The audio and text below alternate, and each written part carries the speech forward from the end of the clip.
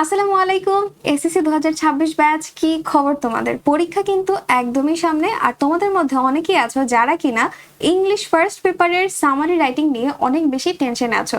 টেনশনের কিছু নেই, আজকে আমি তোমাদেরকে 5 মিনিটের ভিডিওতে শিখিয়ে দিব সামারির কোন 3টি রুলস ফলো করলে তুমি পাবে ফুল মার্কস। ঠিক আছে, আর কমন কিছু মিস্টেক্স এর কথা বলবো যেগুলো কিনা অ্যাভয়েড অবশ্যই তোমাকে করতে হবে, যেই মিস্টেক গুলো করলে টিচার তোমার মার্ক একদম ঘ্যাচাং করে কেটে দিবে।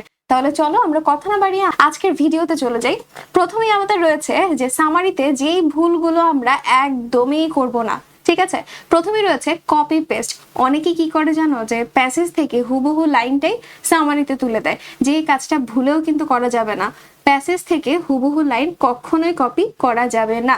তারপরে রয়েছে বড় সামারি।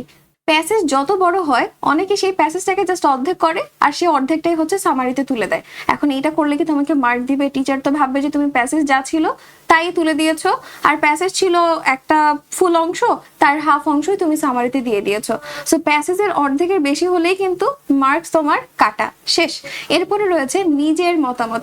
অনেকে এখানে পাকামি করে কি করে, সামারির মধ্যে নিজে কি ভাবছে, নিজের কি মতামত তা বলে দেয়, অর্থাৎ আই থিঙ্ক বা ইন মাই অপিনিয়ন, এই সকল ওয়ার্ডগুলো ব্যবহার করে, যেগুলো কিন্তু একদমই করা যাবে না।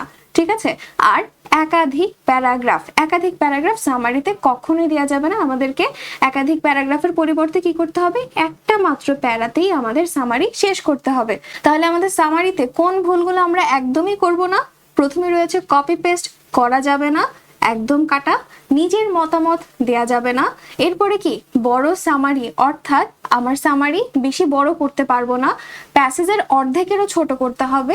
একাধিক প্যারাগ্রাফ ইউজ করা যাবে না, একটা প্যারার মধ্যে আমাকে শেষ করতে হবে। তাহলে ভুলগুলো দেখে নিলাম। এখন আসো আসল টেকনিকে, অর্থাৎ সামারি লেখার 3টা গোল্ডেন রুলস সম্পর্কে আমরা জেনে নেই। প্রথমেই রুল নম্বর 1, দা লেন্থ, অর্থাৎ দৈর্ঘ্য। আমার সামারিটা আমি কতটুকু লিখবো? সামারি সবসময় মূল প্যাসেজের 1/3 অর্থাৎ 1/3 লিখতে হবে। ধরো সামারি হচ্ছে 3 ভাগ, 3 ভাগের 1 ভাগ লিখবো। এইটা হচ্ছে আমার সামারির একটা পারফেক্ট সাইজ। ঠিক আছে, এটা হচ্ছে পারফেক্ট সাইজ। সামারিটাকে অবশ্যই 5 থেকে 6 লাইনের মধ্যে শেষ করতে হবে, এর থেকে বেশি বড় করা যাবেই না। সো রুল নাম্বার 1 হচ্ছে কি, সামারির সাইজ সবসময় 1/3 হতে হবে, 5 থেকে 6 লাইনের বেশি বড় করা যাবে না। এরপরে রয়েছে রুল নম্বর 2, আর রুল নম্বর 2 হচ্ছে ওন ওয়ার্ডস। সামারিতে আমরা সিনোনিমস ব্যবহার করব। সিনোনিমস কি? সিনোনিমস মানে হচ্ছে সমার্থক শব্দ, অর্থাৎ দুইটা শব্দের একই অর্থ বোঝাবে, এই টাইপের ওয়ার্ডগুলোকে সিনোনিমস বলা হয়। ঠিক আছে, সো প্যাসেজের মধ্যে কিন্তু অনেক কঠিন শব্দ থাকতে পারে, অনেক হার্ড ওয়ার্ড থাকতে পারে। তো আমরা কি করব, এই সকল কঠিন শব্দের বদলে ইজি কিছু ওয়ার্ড ব্যবহার করব।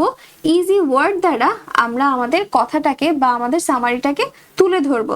তখন কি হবে জানো, তুমি যদি এই যে কঠিন শব্দের বদলে ইজি ওয়ার্ড ব্যবহার করো, টিচার তখন বুঝতে পারবে যে তুমি কিন্তু প্যাসেজটা বুঝতে পেরেছো, বুঝে তুমি তোমার নিজের ভাষায় লিখেছো। সো এইটা তোমার জন্য একটা প্লাস পয়েন্ট, টিচার কিন্তু তোমার উপর ইমপ্রেস হয়ে যাবে। এরপরে উদাহরণ বাদ দিব। প্যাসেজের মধ্যে অনেক এক্সাম্পলস থাকে, তো আমাদের কাজ হচ্ছে কি, এই সকল এক্সাম্পলস বা বাণী যেগুলো থাকবে এগুলো আমরা একদম বাদ দিয়ে দিব। সামারিতে এগুলো রাখার কোনো দরকার নেই। মূল পয়েন্ট গুছাও। প্যাসেজ যেটা রয়েছে এটার থেকে আমার বেসিক যে থিম, অর্থাৎ মূল ভাব, বেসিক থিমটা আগে আমাকে বাছাই করতে হবে। বেসিক থিম বাছাই করে সেগুলোকে আমি নিজের ভাষায় লিখব। তাহলে রুল নং 2 এ আমরা কি করব, সামারির জন্য প্যাসেজ থেকে মূল যে পয়েন্ট তা বাছাই করব, উদাহরণগুলো বাদ দিয়ে দিব এবং কঠিন শব্দের বদলে আমরা ইজি যে ওয়ার্ডগুলো আছে অর্থাৎ সহজ শব্দের ব্যবহার করব। এরপরে রয়েছে রুল নং 3, অর্থাৎ স্ট্রাকচার। সামারি সবসময় মূল বিষয় দিয়ে শুরু করতে হবে, অর্থাৎ প্যাসেজের মধ্যে কি বুঝিয়েছে বা মেইন কথা কি বলেছে, মেইন যে কথাটা, এইটা দিয়েই আমি আমার সামারি শুরু করব।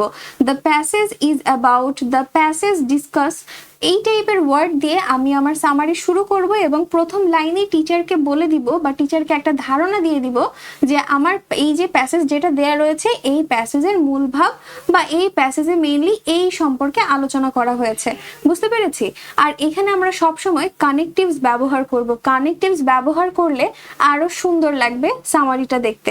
কানেকটিভস বলতে কাদেরকে বোঝানো হয়েছে, যেমন মোর এভার, কনসিকুয়েন্টলি, ফাইনালি বা ইন অ্যাডিশন, এটা এখানে লেখা নাই, ইন অ্যাডিশন এই টাইপের ওয়ার্ডগুলো কিন্তু আমরা ব্যবহার করতে পারি। এইগুলো দ্বারা প্যারাগ্রাফটা খুব সুন্দরভাবে প্রেজেন্ট করা যাবে। সো রুল নং 3 হচ্ছে কি, সামারির শুরুটা আমার মূল বিষয় দিয়ে শুরু করতে হবে এবং বাক্যগুলোর মাঝে মিল রাখার জন্য আমি কানেকটিভস ব্যবহার করব। তাহলে ফাইনাল একটা চেকলিস্ট আমরা দেখে নেই। আমরা সামারিকে একটা প্যারার মধ্যে শেষ করব, সাইজ সবসময় 1/3 রাখবো, বানান আর গ্রামার সবসময় ঠিক রাখার চেষ্টা করব এবং কপি পেস্ট না করে নিজের ভাষায় তুলে ধরবো। তাহলে সামারির 3টা রুলস আমাদের দেখা শেষ, ফাইনাল চেকলিস্টও শেষ। এখন পরীক্ষায় ভালো করার একটা বোনাস টিপস তোমাকে বলি। ইংলিশ ফার্স্ট পেপারের ক্ষেত্রে প্যাসেজ যেটা পাবে সেটাকে একটু ভালো করে পড়বে, মূল পয়েন্টগুলো শুরুতেই আন্ডারলাইন করে ফেলবে, সহজ আর ছোট বাক্য দ্বারা তুমি তোমার সামারিটাকে তুলে ধরবে, অতিরিক্ত বড় করতে যাবে না। অনেকে কি করে, যেমন ধরো আমি তো বললাম যে 5 থেকে 6 লাইনের মধ্যে সামারিটাকে শেষ করতে হবে। এখন অনেকে এরকম করে যে একটা সেন্টেন্স লিখেছে, কমা দিয়ে আরেকটা সেন্টেন্স শুরু করে, তারপরে গিয়ে ফুল স্টপ দেয়, মানে দুইটা সেন্টেন্স একত্রিত করার জন্য অ্যান্ড বা কমা দিয়ে তারপরে হচ্ছে একটা সেন্টেন্স করে ফেলে, তখন কিন্তু অনেক বড় হয়ে যায়। সো অবশ্যই তোমাকে সহজ আর ছোট বাক্য ব্যবহার করতে হবে। শেষে 2বার না করো, অ্যাটলিস্ট একবার হলেও চেক করবে যে তোমার লেখাটা কেমন হয়েছে। যা করা যাবে না, তাড়াহুড়া করা যাবে না, অপ্রয়োজনীয় যে বিস্তারিত কথা তা দেয়া যাবে না। তাহলে এই হচ্ছে তোমাদের সামারি লেখার শর্টকাট কিছু টেকনিক আমি তোমাদেরকে শিখিয়ে দিলাম। এখানে আমি তোমাদের কমন যে মিস্টেক গুলো আছে তা তো বলেছি, সাথে তোমাদের জন্য আমি কিছু টিপস শেয়ার করেছি যা দ্বারা তোমরা সামারিতে একদম ফুল মার্কস পাবেই পাবে। তাহলে এখন কি কাজ করবে? এখন শুধু বাসায় ভালো করে পড়বে, সামারিটা একটু প্র্যাকটিস করো, আর ইনশাল্লাহ ফুল মার্কস কেউ ঠেকাতে পারবে না। সো আজকের ভিডিও এই পর্যন্তই। ভিডিও যদি ভালো লেগে থাকে তাহলে বন্ধুদের কাছে ভিডিওটি শেয়ার করে দিবে আর চ্যানেলটিকে সাবস্ক্রাইব করে বেল আইকন বাটনটি প্রেস করে দিবে। তো আজকে এই পর্যন্তই, আল্লাহ হাফেজ।